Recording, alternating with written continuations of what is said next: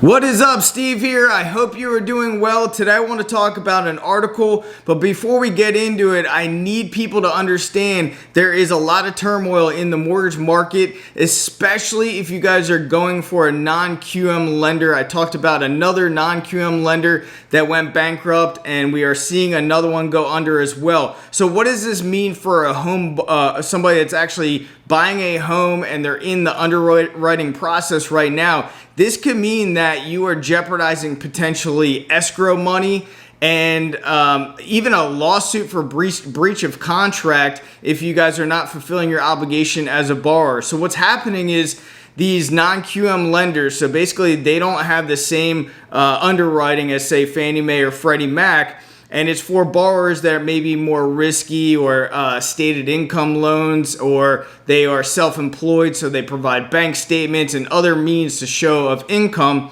And what's happening with these lenders is they're going out of business and they're leaving borrowers at a standstill.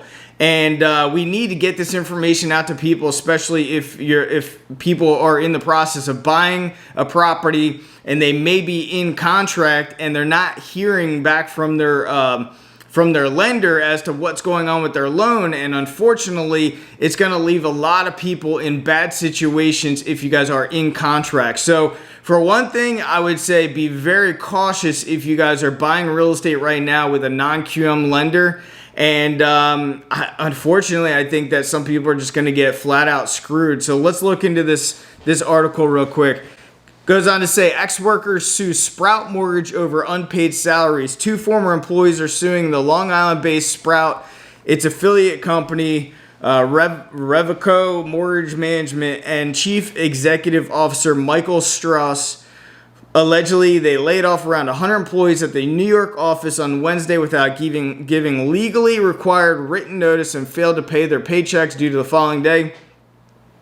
The president of Sprout informed more than 300 workers across the company of the shutdown in a conference call at 4:30 on Wednesday. A deal for financing fell through and Strauss made their decision to pull the plug on Wednesday. So essentially, I don't know if this financing is related to taking on more debt to cover basically their overhead, or if this financing is for investors to actually basically buy the mortgages that these guys write. Because a lot of times they don't hold them in-house and they sell off these mortgages to other outside investors, which frees up more capital for them to continue to lend to borrowers. According to the former employees, they were quickly locked out of their systems after news of the layoff. Said employees would receive benefits through the end of the month, but the company did not offer severance payments, and as of Friday 1 p.m., Sprout failed to pay their last paychecks.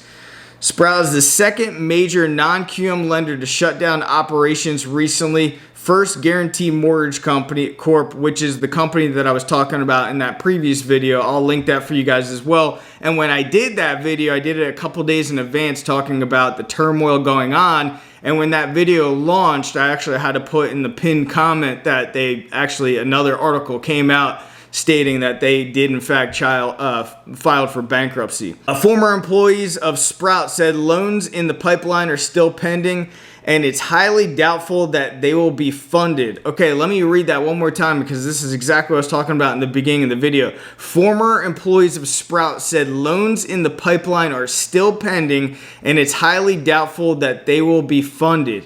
So you have basically a company that's going out of business, and they basically let go of all their employees. And then how many mortgages do they have in the underwriting process right now?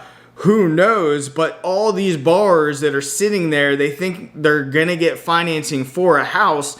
And unfortunately, they don't even have the employees to basically write denial letters.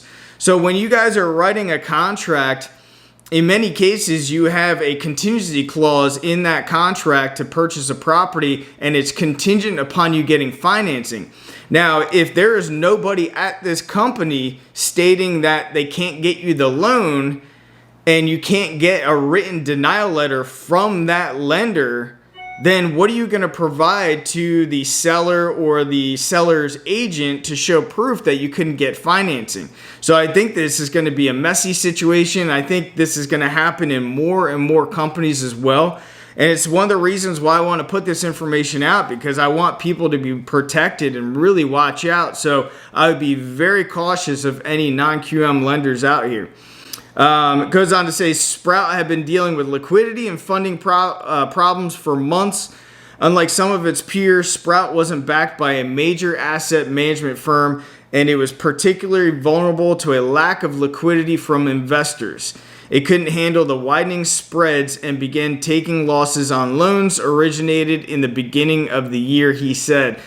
They are not going to be able to make much money selling these loans, said one industry capital markets veteran who did not work at Sprout. They can hold it and wait for the market to recover, and warehouses are probably making a margin call based on the markdown of the loans.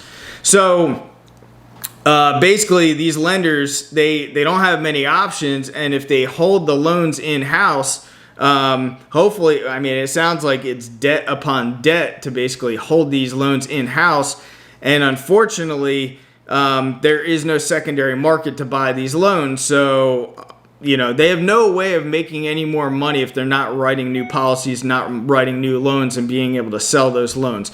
Anyway, if you guys know anybody that's buying real estate right now and they potentially are working with a non-QM lender, and I'm not talking about your standard conforming loans through Fannie Mae or Freddie Mac. I'm talking about these non-QM lenders. Be sure that if you have a mortgage broker or whoever you're talking to, make sure that you're not going to run into this issue. And if you know anybody that's buying a house with a mortgage right now, please pass along this video. And I appreciate all the support that you guys have given me on this channel. And if it weren't for you guys, this channel would not exist. And I appreciate it. And I'll see you guys on the next video. Thanks for being here.